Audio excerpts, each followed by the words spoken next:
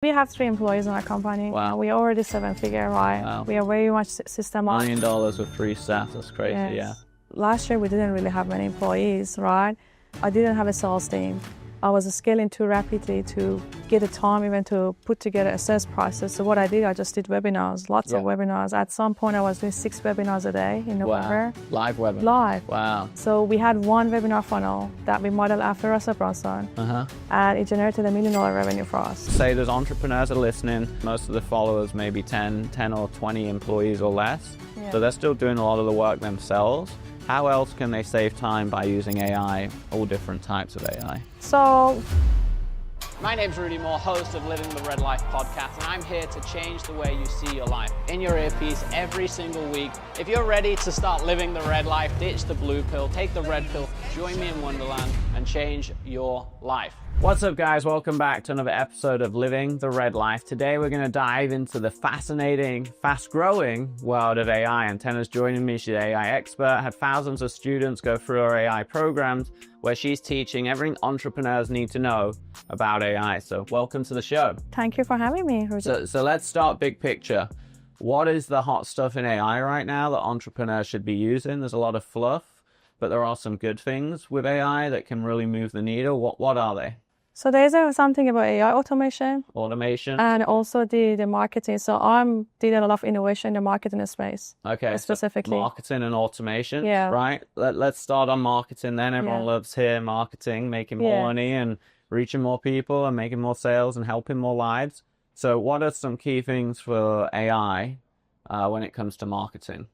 So with the marketing, what we did is that we created a software, AIpreneurs Business Lab, that basically is able to create all of the marketing copy from emails, ads, websites, funnels, and everything. But specifically what is different about it comparing to other solutions is that the fact that you can use all the language model in one place, which is one of the things that everyone can't keep up with AI is just the overwhelming because every day there's a new language model come, there's a new software come. So when you mean that, like there's ChatGPT and there's the Gemini, Cloud, yes. and a lot of people debate which is better. Exactly. Right? But you're saying you built up a system where you can use all of them. Access all of them at the one place. And then you can compare the output as well. Like if you generate the output, you have all the language model available.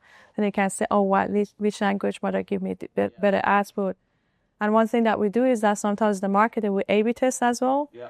The different language model. For example, we A/B test the Cloud versus the ChatGPT. Do you know which one's winning? Is the one that... Cloud is usually win when it comes to Facebook ads. Interesting, okay. Yeah, and you wouldn't know until you test it. Yeah. Because they all look very similar.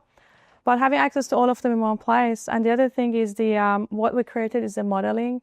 So you know that you're a marketer and you always says that you did mention the mastermind about modeling the best is always work. If there's a campaign that already performing well, it's easier to go model the same structure rather than trying to create one thing from scratch. So what we did that we trained the AI based on the model is so we gave it the best example of the best funnel, best ads, like all the marketing campaign. We have a database of a couple of hundred multi-million-dollar funnel examples. They link to the low ticket, high ticket, which is a publicly available data where it has been a lot of work to put together that database. You compiled a lot of the top funnels to feed the background data. Exactly. Yeah, it's great. Yeah, we teach, if you're using, even if you're just using regular ChatGPT or whatever, before you go get it to do the work, feed it with those top funnels, top landing pages, top copy, and you instantly get a much better result just because, AI is really good and smart if you give it great examples. If not, it kind of pulls from everywhere and it waters it down, right? And one problem with that we find is a lot of people say,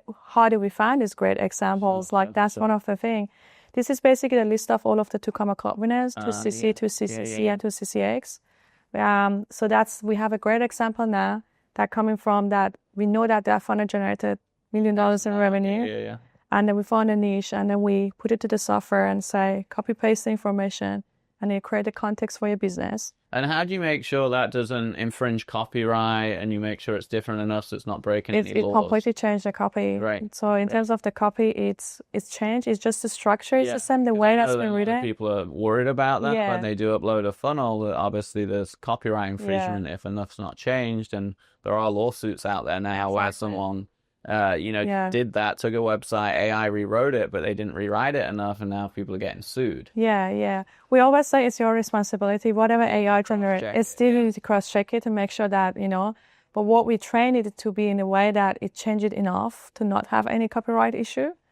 But yeah, there's always... You should always check, yeah. You should always check. Every time you work with AI guys, you have to check the output, no matter how perfect it looks. Yeah. You always have to check it. Yeah. But yeah, I think like we creating that system makes the job a lot easier, because like when it's more likely that when you launch a campaign that has been modeled after a successful campaign gonna be successful than something that you're trying to, create from the scratch and trying to check the hook, test the copy and the psychology. Yeah, I mean, so even people just using ChatGPT right now, they don't pay attention to that, and they don't segment stuff out. Like, hey, if you're going to go write ads today, at least go and take your own best ad, upload it, and then have more variations made, right? And what's cool here is like, it's not just your best ad, but maybe go take a competitor or someone in a totally different industry, so you don't have to worry about any copyright stuff. That's, an ad that's crushing it. And the great thing with ads is the Facebook ad library is open. So you can punch in names of top companies and boom, now find all their ads they're running. So there's no excuses. But let's talk about other ways to use AI. So, obviously we talked a lot about copywriting. Okay. Yeah. What else does it say? There's entrepreneurs are listening. So most of the followers, maybe 10 or 20 employees or less. Yeah. So they're still doing a lot of the work themselves. How else can they save time by using AI, all different types of AI? So we have 3 employees in our company. Wow. And we already 7-figure, right? Wow. We are very much systemized. $1 million with free staff, that's crazy. Yes. Yeah. Very quickly we scale. Like I still need to employ more people, of course. Oh. But I would say that marketing is taking majority of the team. It's just the marketing, it's the copywriting, it's the email marketing. Like everything you put together, it takes majority. Obviously, you can get an operation manager, right?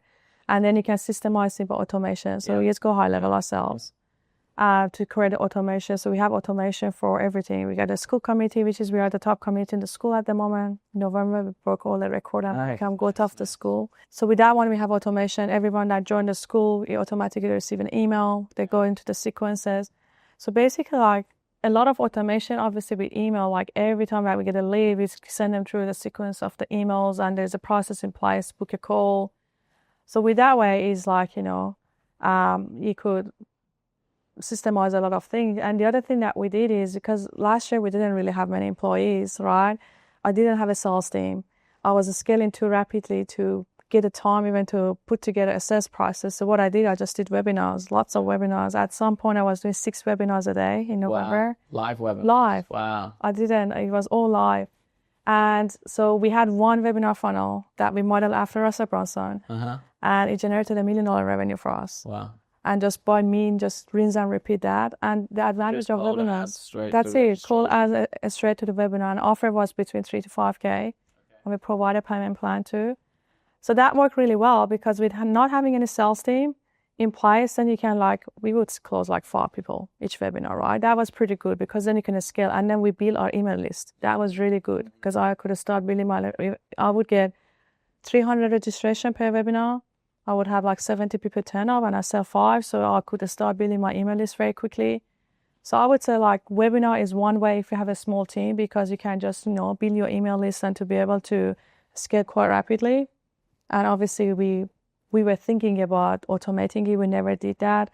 That's something maybe I consider for this year. Yeah. But yeah, I would say the marketing is because we use our software. And the reason I developed the software originally was I just wanted to do it for myself. I was like, I want to build this funnel. I want to do this email.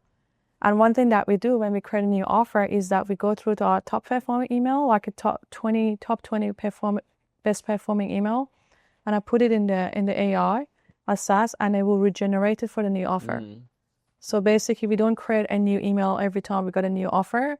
We just create a context for it using the AI.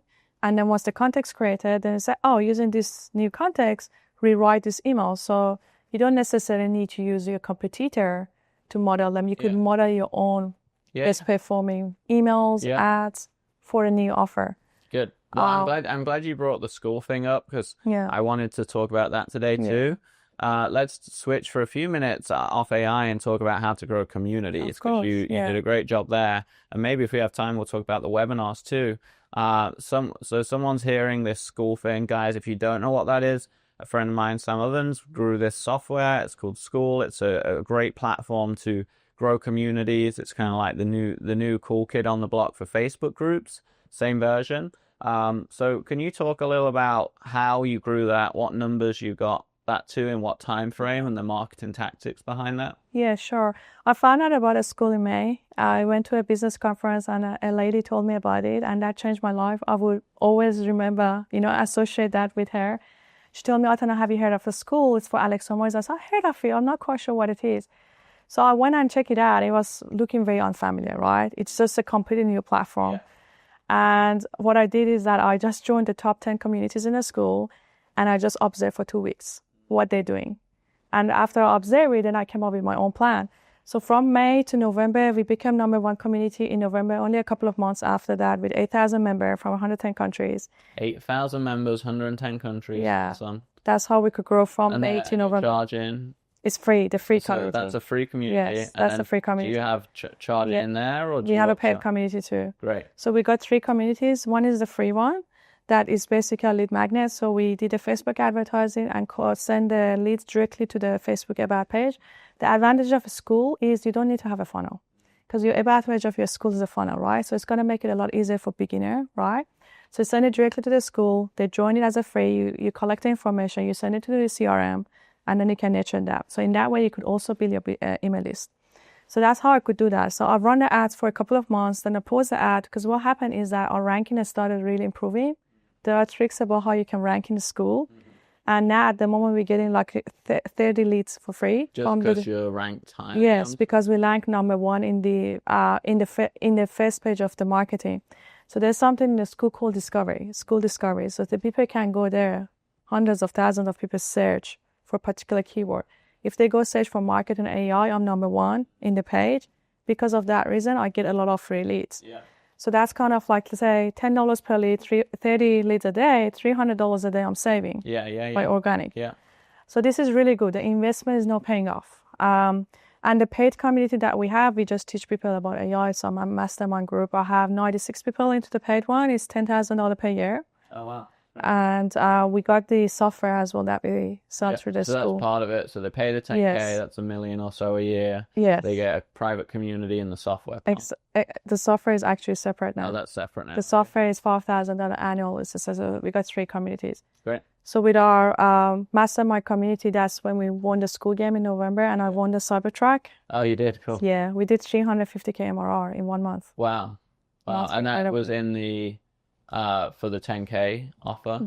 I was selling monthly, only at that time $999 a month. So we got 315 clients that's cool. into that, but a lot of them churn. Yeah. That's the problem with the subscription model. Yeah. One thing about subscription model is that 50% leave in month. I know, that's exactly what happened. And then now we're just offering the annual or payment plan because the churn was an issue.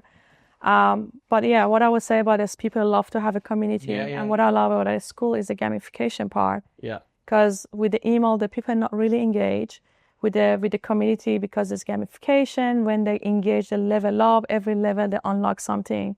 So it's a lot more engaged. That means that it's the conversion rate of the community is much higher. Sticky, more sticky. Yeah. They come for your program, but they continue because of friendship that make. That makes sense? Yeah, of course. Yeah. All right, good. Well, last couple of minutes, let's hit the webinar too. You know, there was a key part there that I'm sure everyone's fascinated by.